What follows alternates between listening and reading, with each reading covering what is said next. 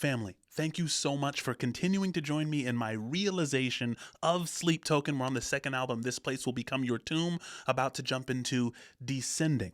Before we do, though, I want to let you know that Patreon is the vault. If you're seeing this on YouTube, it was likely on Patreon for a couple of weeks prior, maybe a couple of days, I'm not sure. That's going to be the vault for everything that YouTube decides to block, copyright, whatever. And then, some things will just have to stay there.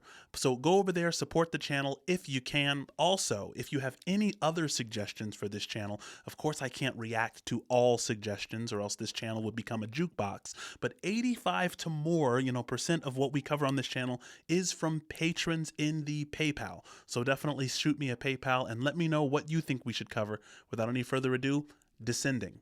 Let's get right into it. Let's let them cook.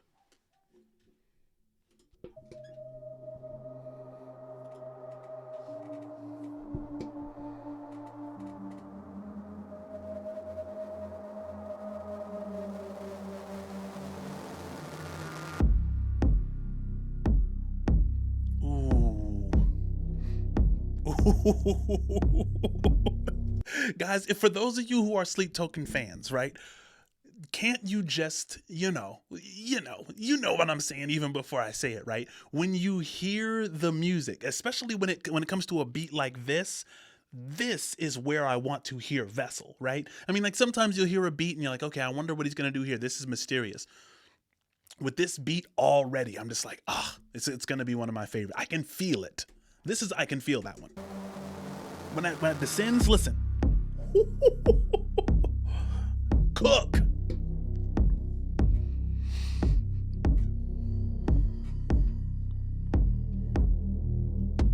Just take it all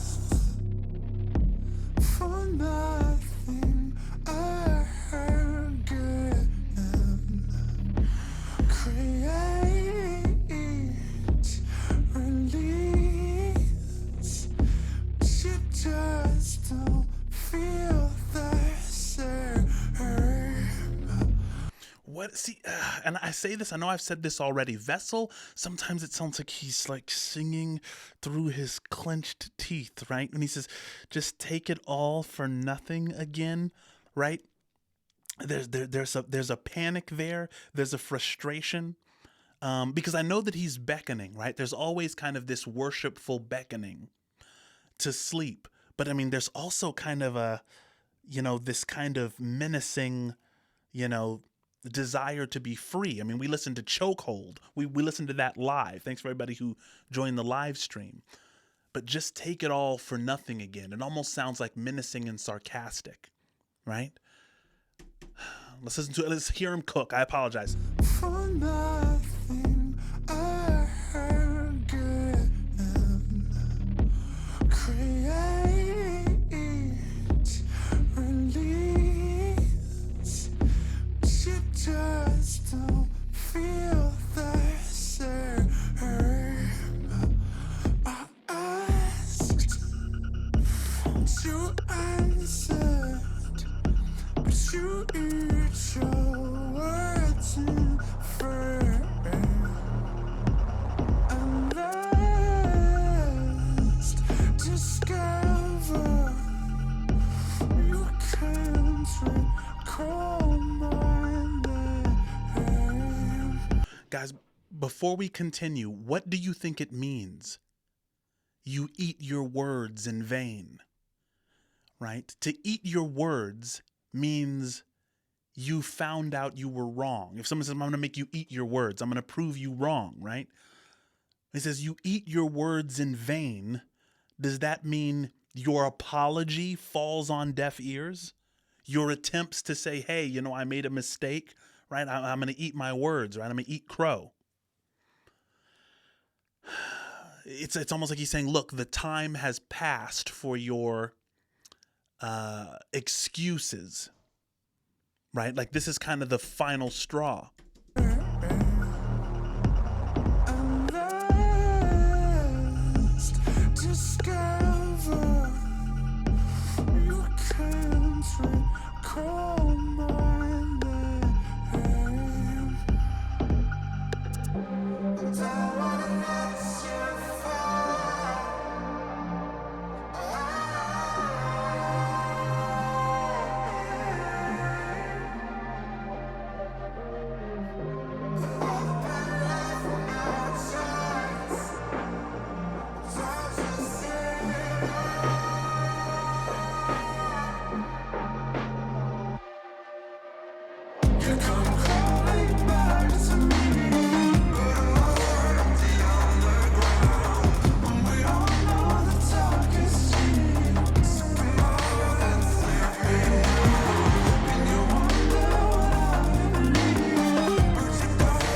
guys, if you're wondering how I am interpreting what Vessel is saying, oh, I have the lyrics pulled up. Oh, guaranteed. Before I interact with Sleep Token, I know better, right? I will not know what the words are actually being said if I don't have the lyrics are pulled up. Nevertheless, it's some of it. I mean, they're so cryptic. They want you to figure something out. Every Sleep Token song is a puzzle. I'm gonna go back a little ways. Pardon me.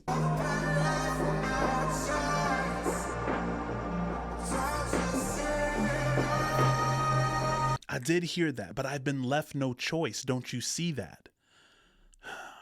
I wonder if this is Sleep talking back to Vessel, because I know that Vessel uses himself as a vessel also to speak from sleep to himself, right? It's this so sometimes, the lyrics are from Sleep's perspective, right? So this is a really melancholy song about letting go. It's like, are they breaking up?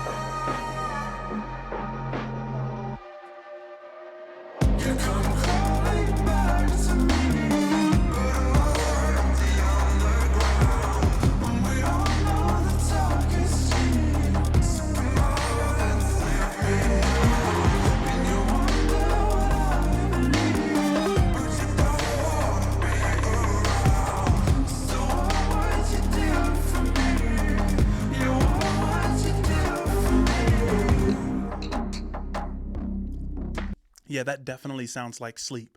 So what would you do for me? Yeah, what would you do for me, right? What are you going to give up so that I can continue? How are you going to diminish so that I can increase?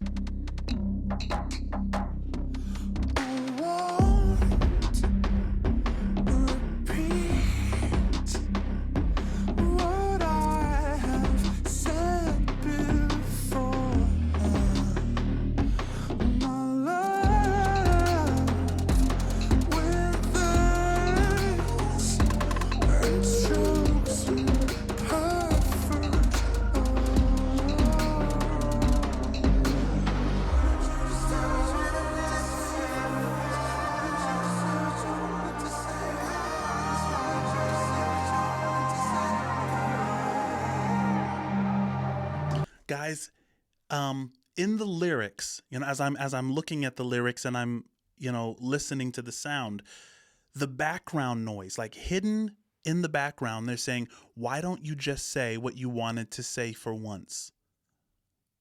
Why don't you just say what you wanted to say for once? Right?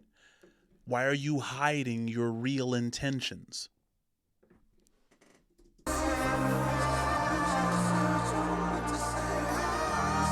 You just say what you wanted to say. Why don't you just say what you wanted to say? You hear that?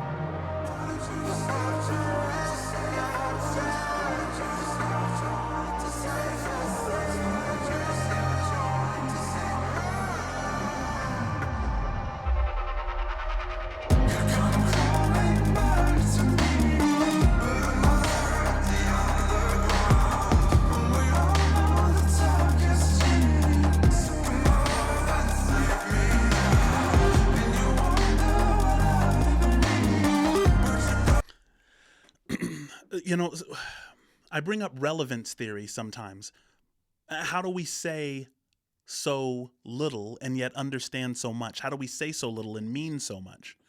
It's like, I think we're always running into great art when a very small statement can pack a lot of meaning, right? That you come crawling back to me, but I'm already on the ground, right? It's like you're begging me for something that I clearly have no capacity to give. It's almost like saying this inevitably has to end. It's like we've given everything to this that we possibly can. Do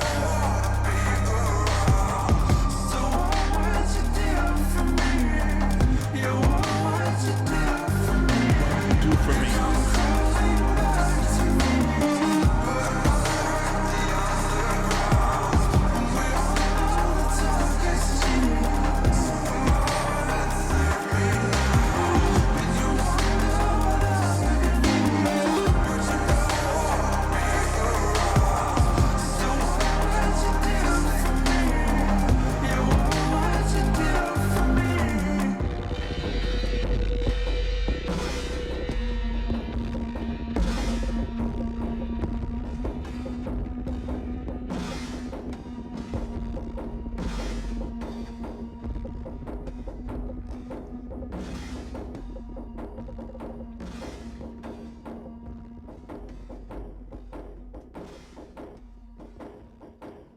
Guys, hear me out.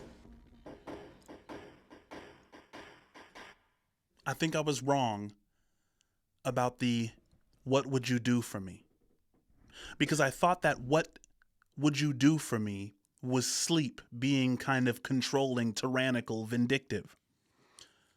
But now understanding kind of the heartbreaking meaning behind this song, it's like if I'm already on the ground and you're on the ground crawling back to me, the what would you do for me is like, in the state that we're in, what would you possibly do? How could you possibly save this?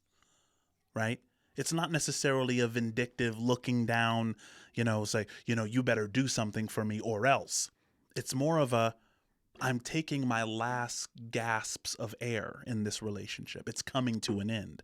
So what, now that you're crawling on the ground, could you possibly do to save it?